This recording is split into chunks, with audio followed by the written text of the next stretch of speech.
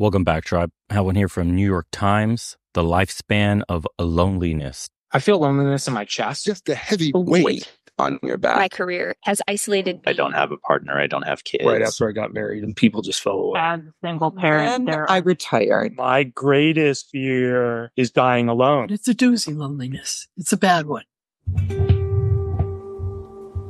These feelings of loneliness and isolation that I feel stem from losing my dad to suicide at 12 years old. I feel like I've always felt lonely. What did I do to run everybody else away? I feel like something that makes people scatter. I feel like if I don't try to be successful, I'll always regret not having tried. My loneliness ends up kind of being my punishment. Does everybody feel like this? There must be something wrong with me. You're surrounded by people, but yet you're still feeling like you're not even around anybody. I'm at this wedding and, kind of like on reflex, I open up my phone, I pull up a dating app and I start swiping. And then I look around and there's just so many people around me laughing and having a good time, just being loving with each other. Yeah, it was a moment of feeling deep loneliness. You might try to do everything possible to find a life partner, but you might be single forever. People cannot imagine that you'd be so lonely,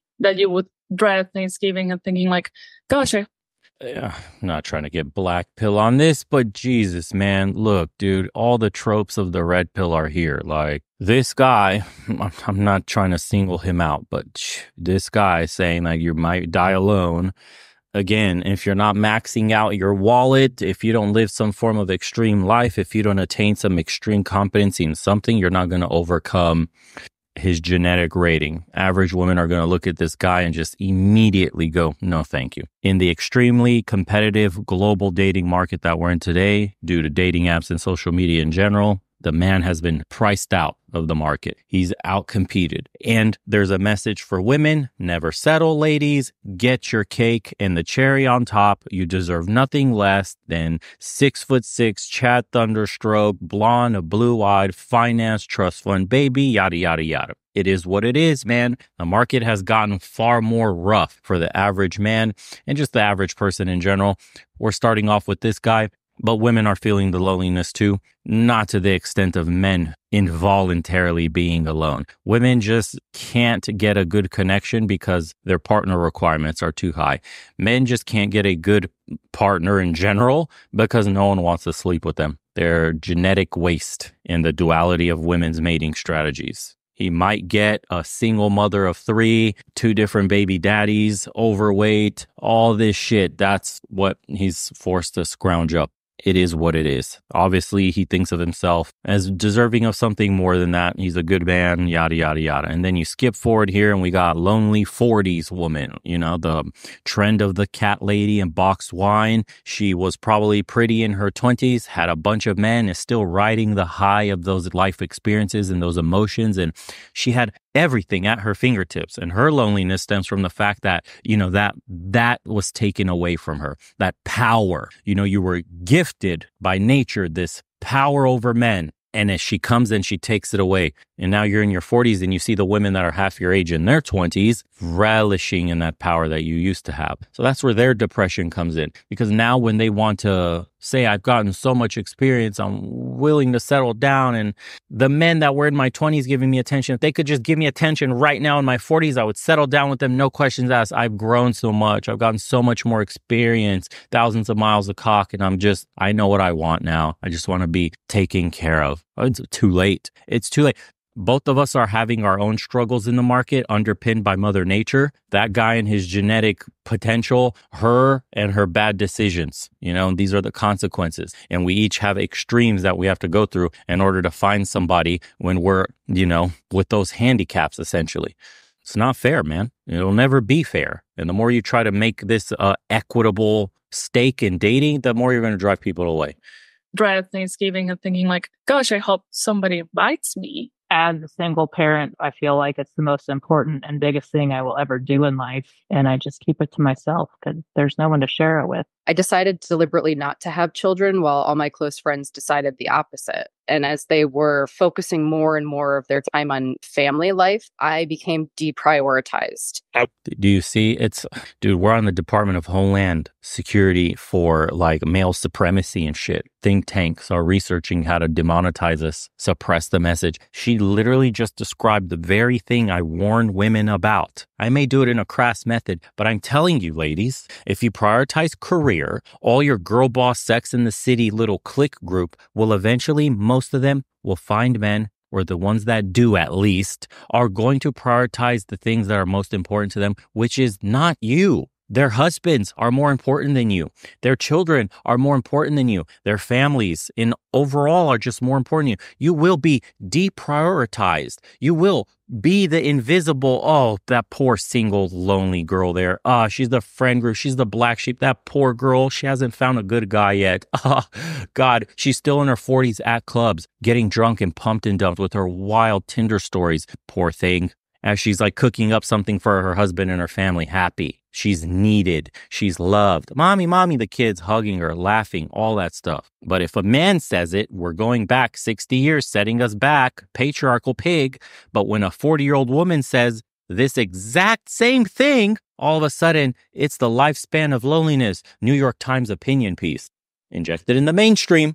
His friends decided the opposite. And as they were focusing more and more of their time on family life, I became deprioritized. I would have never told you that I would work this many hours as I do, and I wouldn't have a group of friends surrounding me. When my spouse comes home and she just kind of goes off into her corner, and she's the first person I want to talk to, and I'm the last person she wants to talk to. I've been a single mom for almost 14 years, and I just sometimes feel like I want someone to reach out to me and take care of me. Friends don't want to hear about how lonely I am. It's just too much burden to put on. You don't want to add to their burden on other people. I've been trying to go to lunch with a colleague of mine on my campus for 8 years, and it still hasn't happened. I thought I was building a family that was going to be close and connected and doing things together, and that hasn't happened. I was important, right? I mattered to people. I thought I did. And then I retired, and the isolation was deafening. 60s, short haircut, probably drinks box wine, has a cat or two, plaques on the wall, business achievements, thinks she matters to the company, the corporation, the people, her colleagues at work, fails to realize. Then she retires. Then all of that disappears. The cog in the machine is thrown out and replaced with a new one. You're no longer needed. The corporation doesn't care about you. Tomorrow's a new day. Profits must be made. You're retired. Good job, Sally. Next, where's Sally's replacement? Meet Amy. Amy's 27 years old. Amy's got fire in her belly. She's ready to make us some money. And now Amy gets the same kind of attention you got.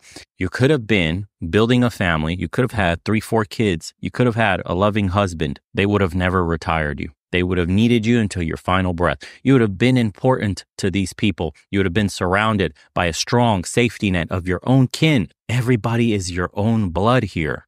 You're now in your 60s. Your kids would have been having kids. You may have been a grandmother by now. Imagine surrounded by your own tribe, your own kin. What could bring more joy, fulfillment, and happiness than that? Now you get to stare at the plaques on the wall, the little awards for good little employee slave NPC, and get to polish the dust off them alone while your cat purrs in your lap. That's it. Please explain to me how you're winning as a woman when that is the dichotomy you're facing in the modern world today.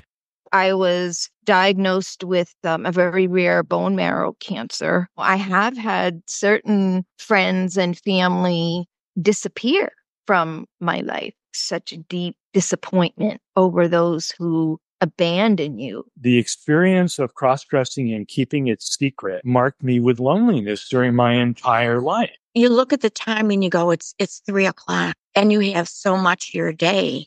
And the phone doesn't ring. No one's connecting with you. And you wonder how you can make the day go by. For retirement, they used to tell you it's the golden year. Well, how can it be golden if there's no one in it? I start to feel as if this is my punishment for not having children. And I think when you see, Ellen, In a sense, I find myself saying, you asked for it. And she said, Bob, we've been married. Do you see that? You see how depressed that sounds for women? Dude, modernity has convinced them that family and children are not important, but a career is. Do you see? I'm just letting them speak for themselves, bro. This is so depressing. I don't even have to add commentary on top. For 66 years, and we have so much to say to each other. Do you suppose other people married this long have so much to talk about? And the next night, she was gone.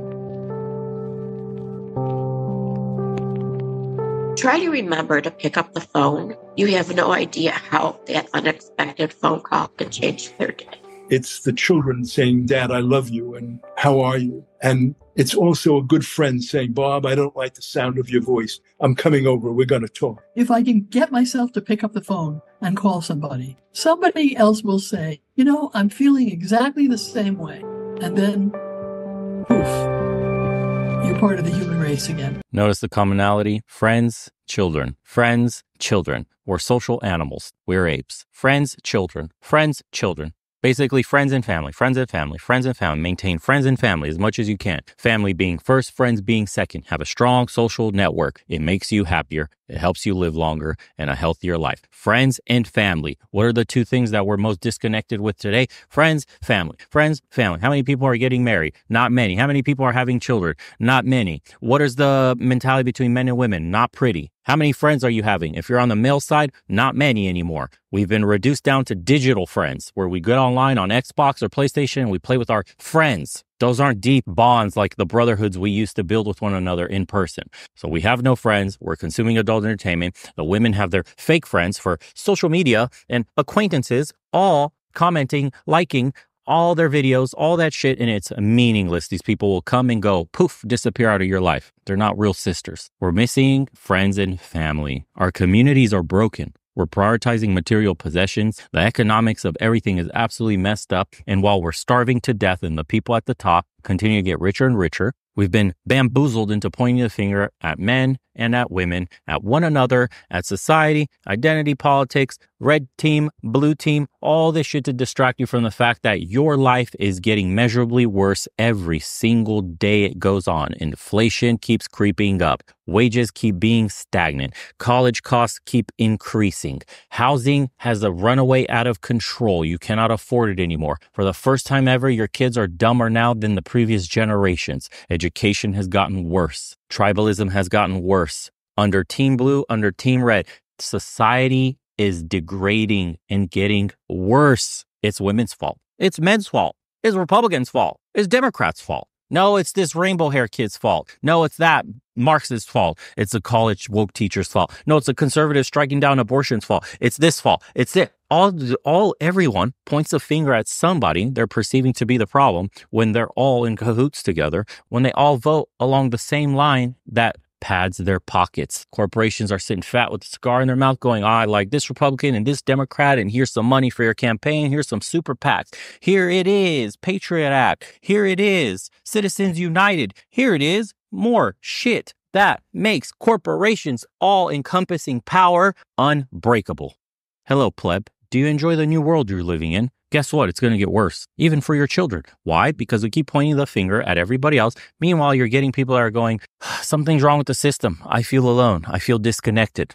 I wonder, gee gosh, what could be the problem? I'll vote for Trump. He'll save America. No, I'll vote for Biden. He'll save America from Trump. Fascists, left-wing fascists, right-wing fascists, authoritarians here. What are you talking about, bro? These people go to the same meetings, the same fundraisers. They shake hands. Their kids are friends. And you're over there sitting angry in your chair, on the bus, on the way to work, or bored at work. Clock ticking slowly, going, fuck, man, I really hate this person, this woman, this group. Hate myself, hate everything about my life. And the clock keeps on ticking. I'm telling you, as far as it goes for men, I always preach self-improvement because it's the only thing you can control in your life is yourself. Everything else is external. How you see the world and your place in it is all that matters. And the only way to move up the social ladder in the world today is acquiring skills on the market. The shortcut is remote work these days, utilizing the power of the internet in some way. Google, research on YouTube, how-tos, all that. Teach yourself something, anything. Escape the West because it's much cheaper. If you can get even $2,000-$3,000 a month, just that, and go overseas, make that your remote work, you will live a better life in somewhere in like the Philippines or Thailand where everything is cheap. You don't need much. You just need the courage to find something you're good at and monetize it online. That's not everybody's answer, but for the young men that are trying to find their place in the world, that could be an answer for you. Other older guys, they're retired and took their retirement overseas. Others are still working, grinding hard. They're stuck to their cities or their businesses, and they can't make that escape route just yet. Others are more fortunate. They came into their calling in life and have made a killing or are making a comfortable living, and they're fine where they're at. Congratulations. But a whole other set of people are completely lost. Work on your mind, dude, every day. Learn something new. Work on your body. They're all connected. Take care of your body so that you could feel better, make better decisions, think clearer. Take care of your mind. Inject new ideas, critical thoughts, new concepts, new hobbies, anything that stimulates your brain. That way it gives you energy mentally to do more physical things. Align yourself mentally, physically, spiritually. Fight for a higher cause, some higher belief than yourself, something greater than yourself that you're chasing, never ending for the entirety of your life. That will give you energy to go through the hard days. I know it sounds like woo-woo shit and it's hard to take in, especially in the fast-paced world we live today where a notification probably just went off on your phone and it already derailed your brain. Go to the gym, eat clean, get good sleep, take up a new hobby, learn something new. Join a group or volunteer for something. Step out of your comfort zone. You'll experience growth. I guarantee it. If you keep doing what you're doing and expecting a different outcome, that's the definition of insanity. Save up some money. Go travel for a week. Go abroad. Go visit some country. 2 weeks away. 3 weeks away. Whatever you can save up for. Leave. Go hiking. Go in nature. Spend some time alone with yourself. Something. Change your environment. Even if it's just for a day, driving up to the national park, some forest, some waterfall, some mountain, something, bro. And maybe you get a bolt, the light bulb goes off and you start to figure out your path in the world and the steps you need to take.